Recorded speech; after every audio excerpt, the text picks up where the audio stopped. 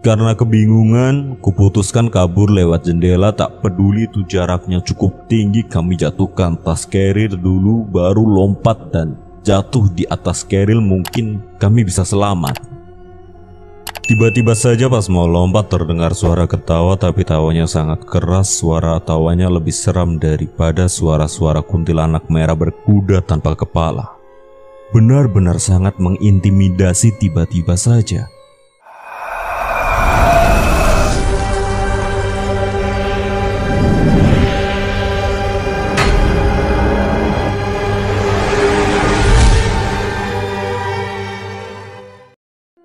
kepala kami pusing, mata kami kabur perlahan jadi gelap dan tak sadarkan diri.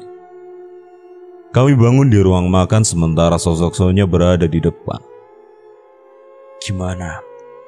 Sampean-sampean udah bangun? Udahlah di sini saja. Di luar banyak dedemit yang siap memangsa kalian. Bodoh amat. Gue tanya, lu itu siapa bangsat? Dia hanya tertawa keras. Dia menyuruh kami makan, tapi kali ini caranya membentak. Sudah ditolong gak terima kasih. Sekarang makan itu. Saya kurang baik apa? Kalau dilihat makanan itu masih enak, tiba-tiba si Via berdoa teriak-teriak kepada Allah. Ya Allah, hamba mohon padamu ya Allah.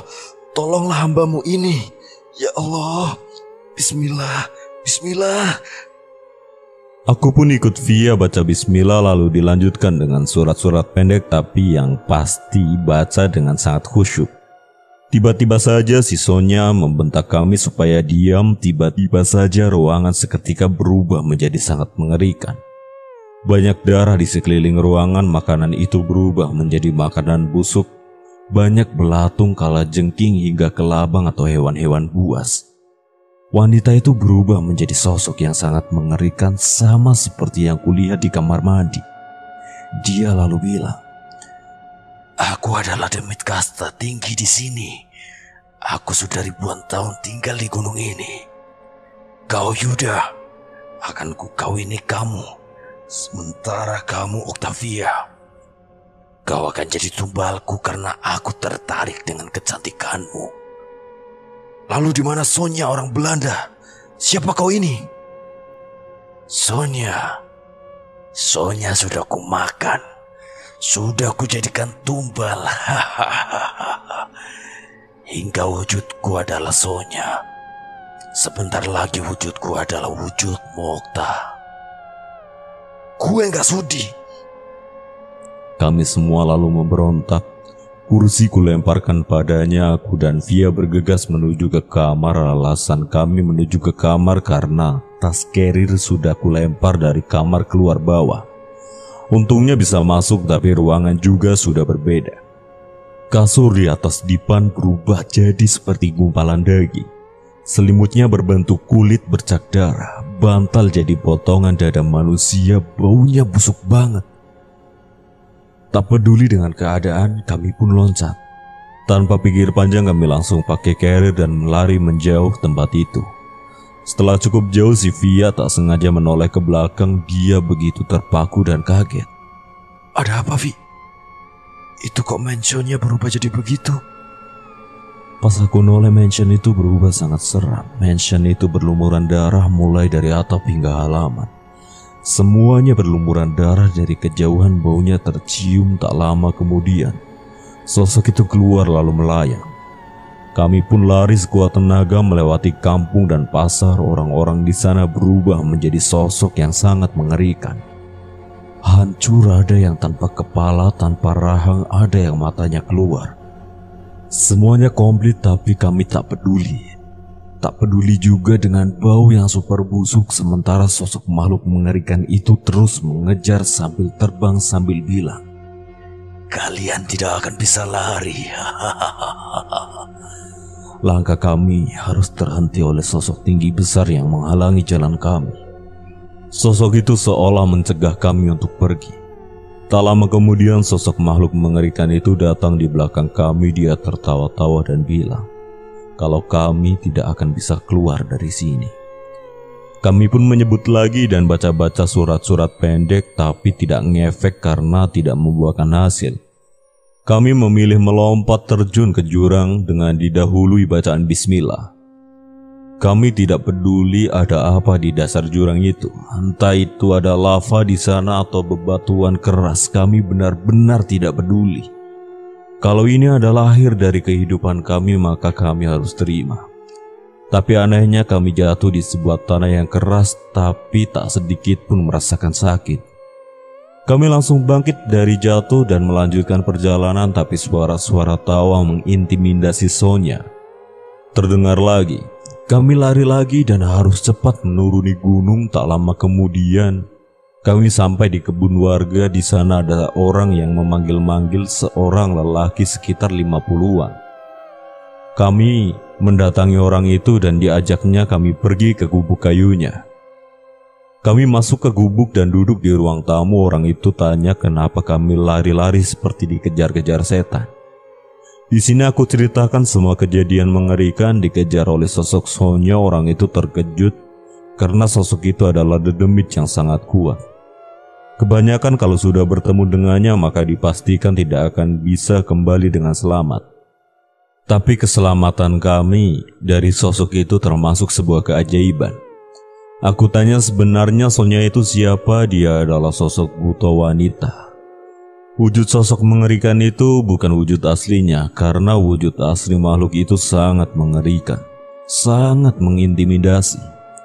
Mendengar hal itu kami semua langsung menggigil ketakutan. Orang itu menjelaskan lagi kalau sosok itu sering dimintai pesugihan. Sosok Sonya sering meminta tumbal dari para pendaki, sementara aku adalah orang yang mau dipek mantu. Sementara Via adalah calon yang akan dijadikannya tumbal spesial. Orang itu masuk ke ruangan lalu kembali lagi. Dia membawakan kami makanan berupa sepiring nasi ayam dan teh. Piring terbuat dari anyaman bambu, sementara gelas terbuat dari batang bambu. Rasa dari hidangan itu sangat enak. Ayamnya gurih dan empuk sampai tulang-tulangnya. Sementara tehnya dingin dan manis. Manisnya bukan manis gula, melainkan manis alami. Orang itu menyuruh kami untuk keluar dari gunung ini nanti pagi. Dia memberitahu kami kalau di daerah ini ada sebuah sungai, jadi kami harus ikuti aliran sungai itu berada. Jika sudah benar-benar lolos, maka kami dilarang naik kembali ke sini kurang lebih 10 tahun supaya benar-benar lolos. Karena dulu pernah ada satu orang yang selamat dari kerajaan sosok mengerikan itu. Dan 2 tahun kemudian dia kembali ke sini. Orang itu hilang tak ditemukan sampai sekarang. Di sini Via bertanya, apakah orang ini bangsa jin atau bangsa manusia? Belum sempat menjawab, sosok mengerikan itu tertawa di depan rumah gubuk kayu tersebut. Keluar kalian anak-anak manusia, keluar! Orang itu lalu berdiri dan bilang supaya nanti lewat pintu belakang karena orang itu akan menghadapinya. Dia lalu masuk ruangan dan ambil sebuah parang lalu keluar. Di luar terjadi perdebatan sengit antara orang itu dan makhluk mengerikan itu. Kami mengintip dari jendela. Sosok Sonya menginginkan kami keluar, sementara orang itu bersikeras kalau kami tidak ada di dalam gubuk. Tak lama kemudian terjadilah pertarungan sengit. Orang itu berhasil menebas sosok mengerikan itu. Tapi sosok Sonya tak sedikit pun terluka. Sampai akhirnya sosok mengerikan itu berubah menjadi bentuk yang sangat mengerikan.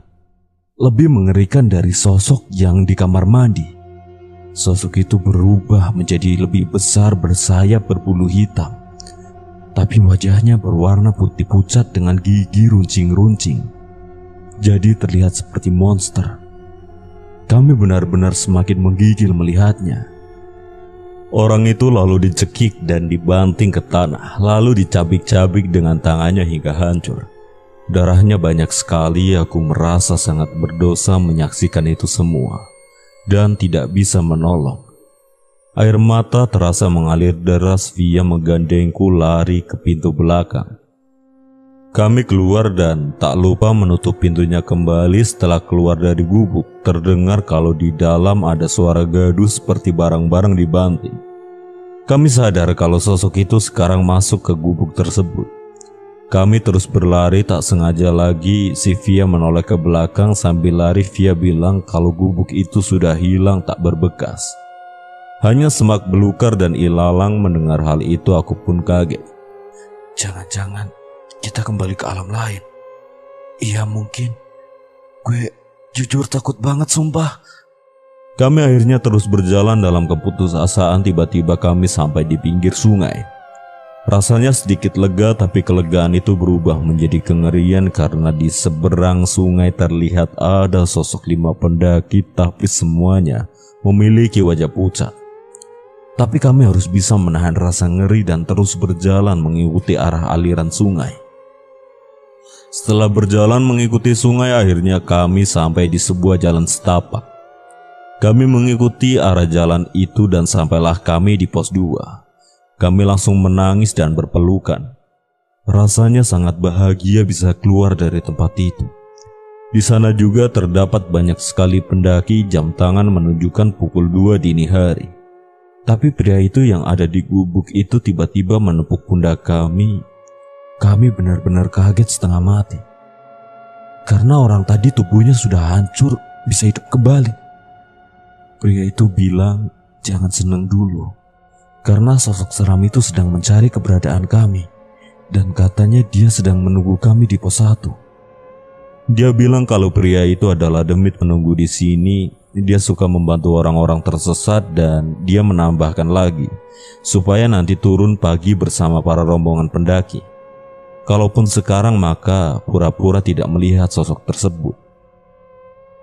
Pria itu lalu pergi ke semak-semak lalu hilang. Para pendaki menatap kami penuh keheranan. Salah satu dari mereka bilang, "Mas, Mbak, kalian bicara sama siapa?" Kami tidak bisa menjawab dan akhirnya kami memilih turun sekarang daripada dicurigai sebagai demit. Kami sampai di pos 1 dan benar saja sosok itu berdiri tepat di tengah halaman pos. Dia berwujud dengan wujud aslinya yang benar-benar mengerikan. Kami tidak bisa percepat langkah apalagi lari karena kami takut kalau tertangkap olehnya. Kami terus berdoa membaca surat-surat pendek. Akhirnya kami sampai di pos pendaftaran.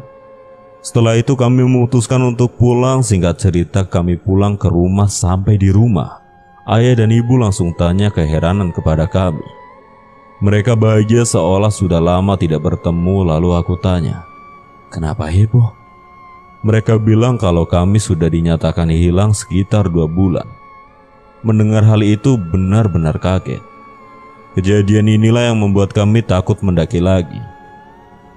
2 bulan berlalu, saat kami sedang makan di mall, dia cerita kalau seminggu kemudian Via bertemu lagi sama sosok kuntilanak merah dan kuda tanpa kepala. Saat dia sedang asyik ngopi di teras rumah sambil main HP. Sosok itu bilang kalau dia tidak terima diludahi olehnya. Sebagai gantinya dia meminta sesajen berupa dupa dan daging burung yang sudah matang, kelapa, buah-buahan, serta segelas kopi.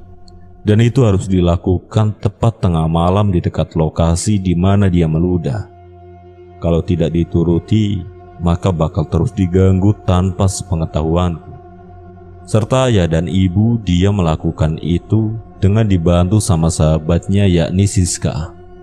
Tapi sebenarnya dia cuma mau meletakkan sesajen. Tapi kami sangat bersyukur karena kami bisa selamat. Semoga ini bisa menjadi pelajaran, karena masalah sepele dampaknya bisa sangat luar biasa. Sekian.